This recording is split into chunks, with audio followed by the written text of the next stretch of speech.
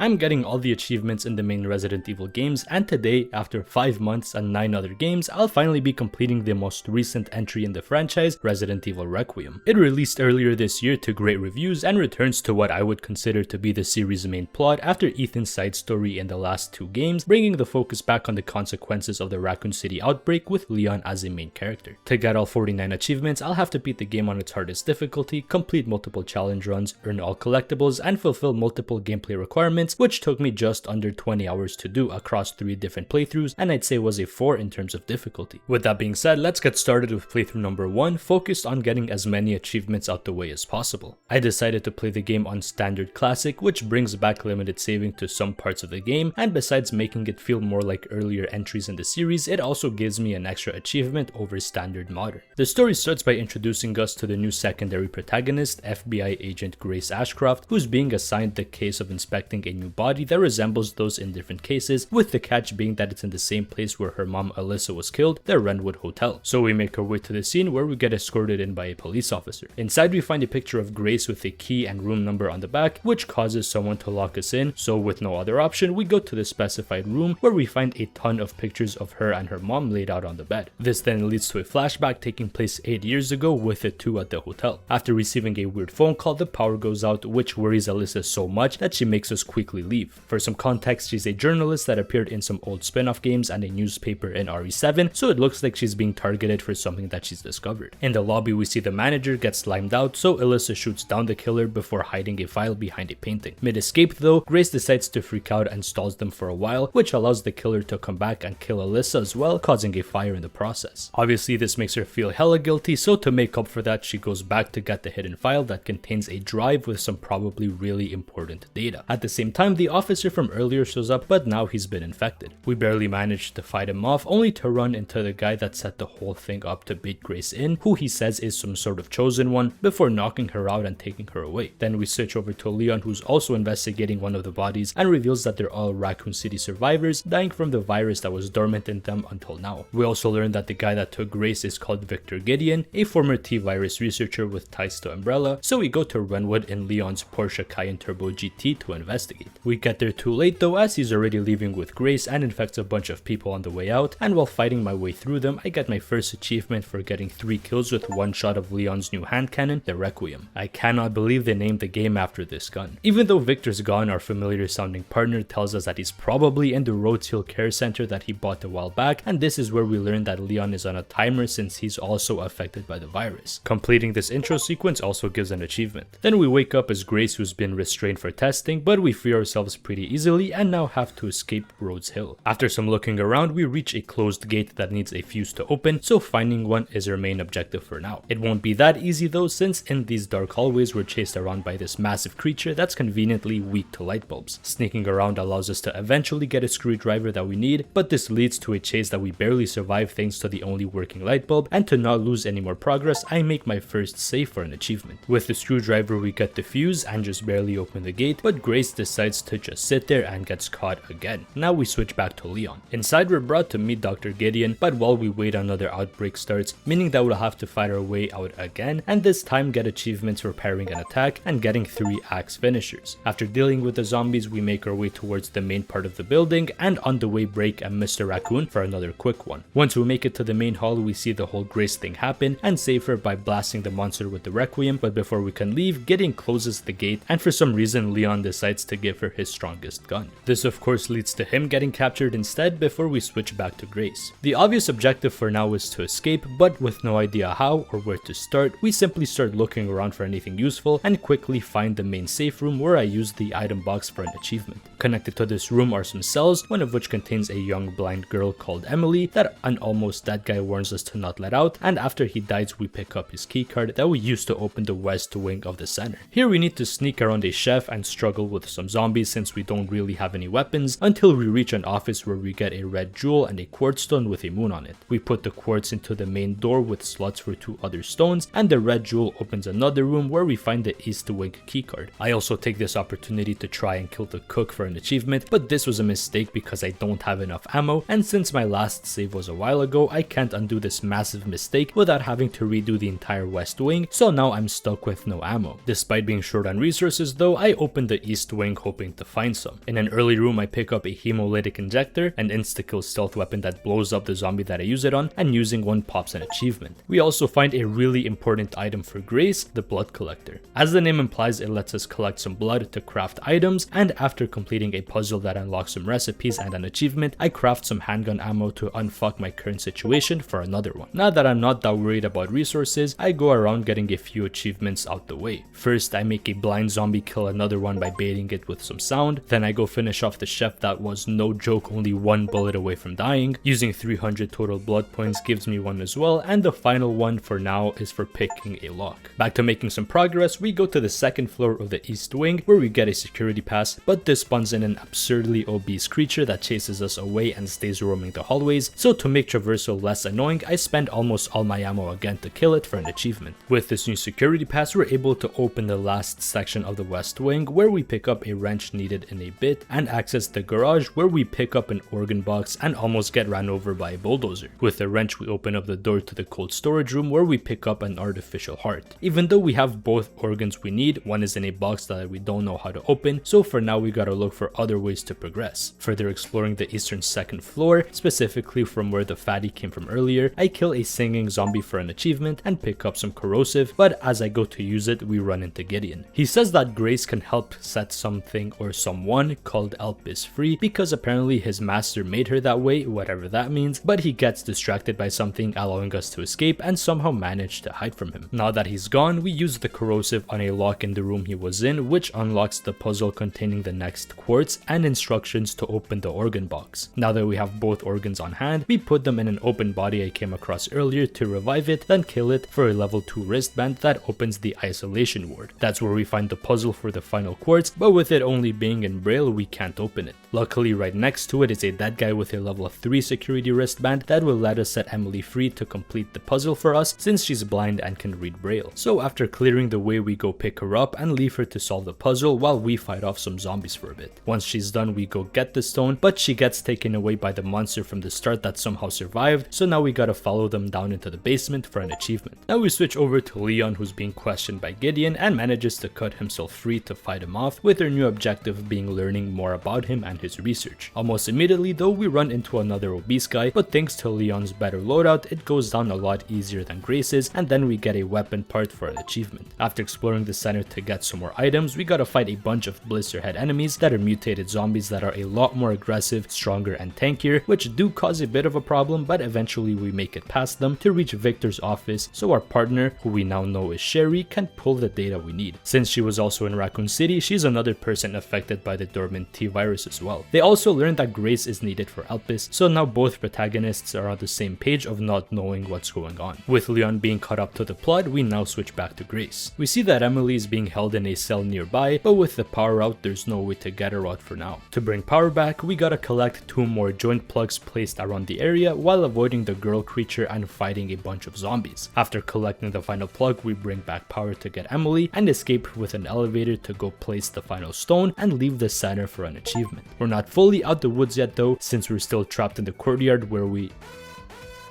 It's actually so over. Our only way out is a helicopter. There's no way we're making it out safely now. Even the pilot doesn't have the key, so now we gotta go get it from the nearby house. Messing around with some items, we find essentially a key that turns the room into an elevator that goes down into a hidden research facility where we find the helicopter key, but also Gideon, who's on the phone with some guy called Zeno, saying that Grace's tests confirm that she's the one they need to get Elpis. Then he destroys the facility that we barely managed to escape to make it to the helicopter, and would you look at that, it crashed and killed the pilot. When will they learn that any aerial vehicle outside the end cutscenes is never the play? Anyway, we switch over to Leon to help Grace and Emily make it to a chapel. Turns out that Emily got hurt pretty bad in the crash, so we send them away so she can recover while we fight off the worst enemy in the game. Remember the blister heads from earlier? Well, this fat fuck can turn any nearby zombie into one when those sacks on its body pop, whether dead or alive, and wouldn't you guess it, that's also the only way to kill it. Skill issue aside, it does eventually go down, and during the encounter I got an achievement for throwing a weapon. Back to Grace, we're still being hunted by the same creature, so we leave Emily behind in a safe spot while we go find a way out. To leave, we gotta turn the power back on again, only this time we need to turn 3 levers while being chased by the monster, and while doing so I shot it with the Requiem for an achievement. With the power back, we can open a big hatch that completely melts it away, finally getting rid of it. Unfortunately though, Emily died in that time, except not really since she starts transforming into a monster herself. Then Leon pulls up to blick her down, which pisses Grace off so much that she leaves Leon behind to deal with a condition that's quickly getting worse. To make things even worse, she goes along with Gideon to get Elpis, and we get introduced to Zeno, who says that she was the cause for the Raccoon City nuke, but is also needed to create a new world. With that done, the Care Center section is complete for an achievement. Now as Leon, we make our way towards Raccoon City, but now that our investigation is being shut down from the higher-ups at the DSO, we gotta manage with just Sherry, with our goal for now being to make it to the explosion's epicenter. The city's in complete ruins, unsurprisingly, so traversing it takes some effort, made worse by this giant spider that we gotta fight pretty early on. After dealing with it, we come across a gate to where we need to go, with an explosive attached to it, so now we gotta get a detonator to continue, with no way around either thanks to a wall sealing the place away. Nearby we find a BSAA camp, probably because they were the ones trying to get in before. In it we find a map showing the locations of all the detonator parts, and an item box that serves as a shop to spend points earned for killing enemies. We also get some important story information. First, we learn that the BSAA was also trying to reach the city center, probably for this Elpis thing. Then Sherry tells us that there's no record of the order to nuke the city, which is weird since Simmons said he did it back in RE6, so either that's retconned or I'm missing something. And finally, we see that Zeno ordered the end of Leon's mission to the DSO, showing that pretty much everything is corrupt by this point. Also, quick clear up, Zeno is a high up member of the Connections, the same criminal group from RE7 and 8. Anyway, we go get the first part that's in a nearby building infested with zombies, which is weird since the missile strike was supposed to wipe out what was left of the outbreak. How curious. After getting the part, we go back to camp and spend some points for a new gun and achievement. The second one requires a bit more effort to get though. First, we need to get some batteries to open a door that's on the other side of a chasm that we can't cross yet, which meant I had to fight a fat guy again, as well as just more normal zombies. After opening the door, we find a bunch of dead BSAA soldiers that were blicked down by Zeno while on a mission to get Elpis from a place called Ark. From them we also get a key needed later before bridging both sides of the chasm. Then we climb another building where we get constantly mortared by BSAA zombies, and after wiping them out, we get the second part. The last one also takes some time to collect. First, we need to clear out a gas station to get some fuel so that we can power up a door leading to the part. This allows us to use a zipline to reach some other buildings where we gotta fight through a bunch of armed zombies and eventually get the part. Now the issue is getting back, but it looks like an extremely convenient elevator platform could do the trick, so after fighting even more zombies, shocking as that may be, we managed to lower it and ride it all the way down. Making it back to the main area unlocks an achievement, and so did killing the 300th enemy at some point during all that. Before leaving the area though, I go around opening some BSAA containers with the key I got earlier for an achievement. Now we're able to blow up the gate and use a motorcycle we found earlier to progress. It doesn't take long though before Gideon finds us, so now we gotta deal with him and his dogs while also not crashing somehow. During this sick ass section, I also get an achievement for stunning him mid-attack. At the end, we have a modern joust that we managed to win and send him flying off the road to end him. Then we reach the RPD, which obviously brings back some pretty bad memories of the events of RE2, as well as gives an achievement. On our laptop, we see that Zeno and Grace are nearby, so we go to the library to get the jack that's somehow still there and working to open the east wing and catch up to them. We overhear that many governments have tried to get Elpis because it's Oswald Spencer's final virus that he created to control people's minds, and that the missile was actually intended to hide its location and not deal with the outbreak. Zeno drops a final lore nuke, revealing that Emily, along with plenty others, were clones of Grace made in an attempt to get Elpis, since she's the key to unlock it, but none of them worked. Then we play as one of them for a bit, where we escape the orphanage and reach the Umbrella lab where they made the clones before getting whooped by a scientist. Obviously this revelation freaks her out, and what's worse is that she was also created in a lab simply to be the Elpis key. At this point Leon intervenes, but Zeno took a few notes in Albert Wesker 101, so he can't be beaten this early in the game, and instead of fighting us, he spawns in a new and improved Mr. X. We managed to bait him around for a bit until he gets bored and just leaves, so now we gotta go to the orphanage so we can access Ark and Elpis. On the way we come across the remains of Kendo's daughter, who, if you remember, turned into a zombie and had to be put down, which adds even more to Leon's already astronomical survivor's guild. Seeing that he might be a bit mentally nerfed now, Mr. X chucks a missile at him to start his fight. Compared to RE2 though, it's a lot easier now that Leon can parry him, and thanks to an SMG that I bought, I shred through his health and end the fight fairly easily for an achievement. Past the daycare, we go down into the crater where we gotta deal with a crazy plant 43 infestation, kind of like in RE1, and after clearing all the seedlings in the area, I get another achievement. Then we gotta fight the main plant that we end up by blowing up to finally reach the Ark entrance for one more achievement. After some looking around, we reach a surveillance room where we see that Zeno and Grace are already at the facility's center, ready to get Elpis, so we gotta hurry up and reach them. Blocking our way are some elite guards that aren't much of a problem to deal with, that is until we reach the end where we gotta fight Hunk. His fight is pretty much entirely melee, needing to parry his attacks before countering with a heavy hit, but after getting used to his timings, he went down pretty quickly. After beating him, we reach Zeno and Grace, where he reveals that she's needed to get the final password protecting Elpis, which he thinks she knows, and they need to get it right or the whole thing will just get destroyed. Before she can do anything though, Leon pulls up, only to get no-diffed by Zeno, who's buffed by the virus just like Wesker. Trying to save him, Grace threatens to blick herself since she still needed to get the password, and with that distraction, Leon somehow pulls this off to get them out of there. This leads to the bottom of the facility where Leon passes out because his condition is now at a terminal stage and he's about an hour away from dying. But with no time left to waste, Leon's set on destroying Elpis to try and make up for his perceived failures 28 years ago, but needs Grace to find him a way out.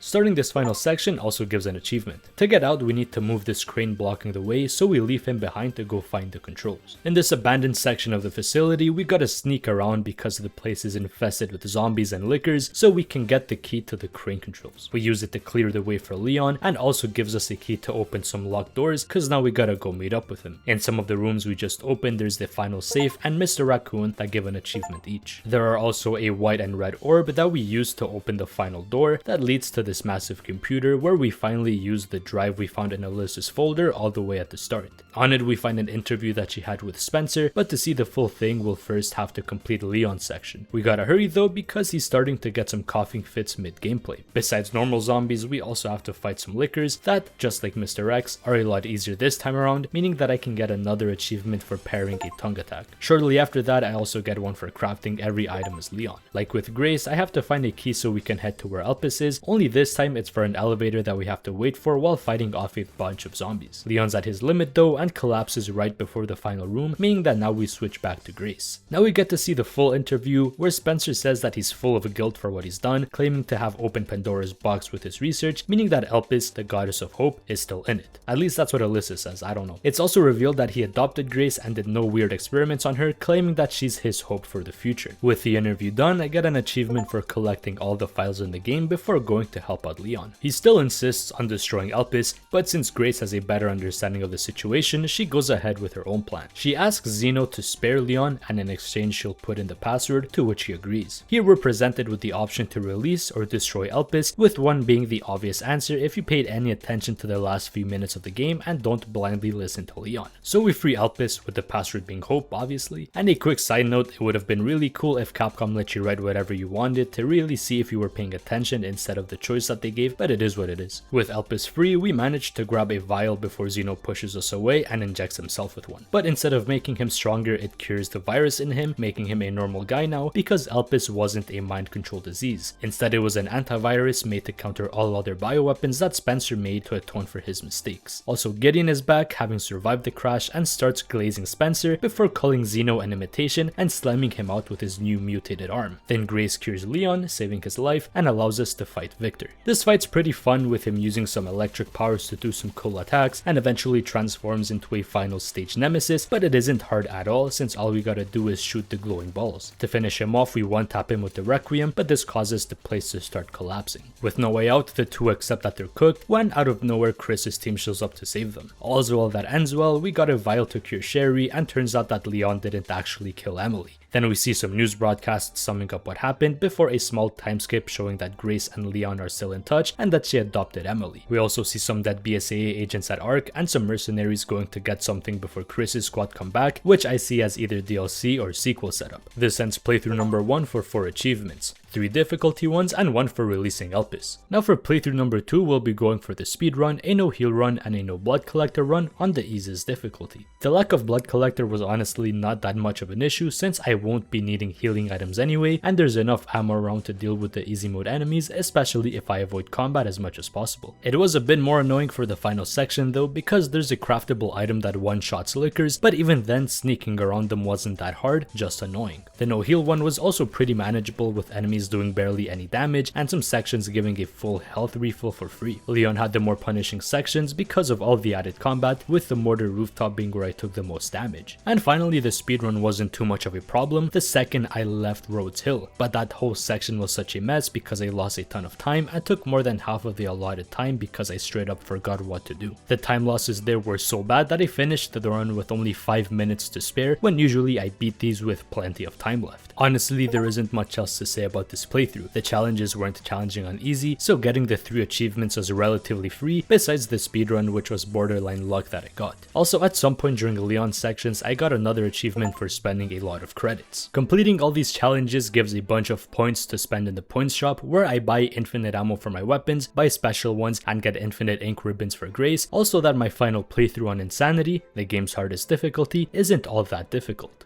Grace's parts at Rhodes Hill were significantly easier with infinite saves and Requiem ammo that allow me to deal with any enemies easily, and during it I got an achievement for collecting a certain amount of blood. Even the arc sections were easy thanks to a full auto pistol I got for her to avoid dealing with the boring stealth parts. As for Leon, I still made sure to get as many credits as possible to max out my guns, armor, and buy tons of heals, but using Xeno's unlockable gun with a certain charm makes it a one-shot weapon for pretty much the entire playthrough, so at no point did I really even struggle. Even the bosses went down quick thanks to my maxed out weapons, so really there isn't much else to say about this playthrough either. Obviously the difficulty did make enemies a lot more dangerous and made some encounters noticeably harder, but the things I unlocked were too strong for that to matter, so after dealing with Gideon for the final time, I got the achievement for clearing Insanity. Now all that's left is to buy and view all the concept art and models from the points shop for the final achievements needed to complete Resident Evil Requiem and complete all the main games in the franchise, not counting Zero, Revelations, and Revelations 2.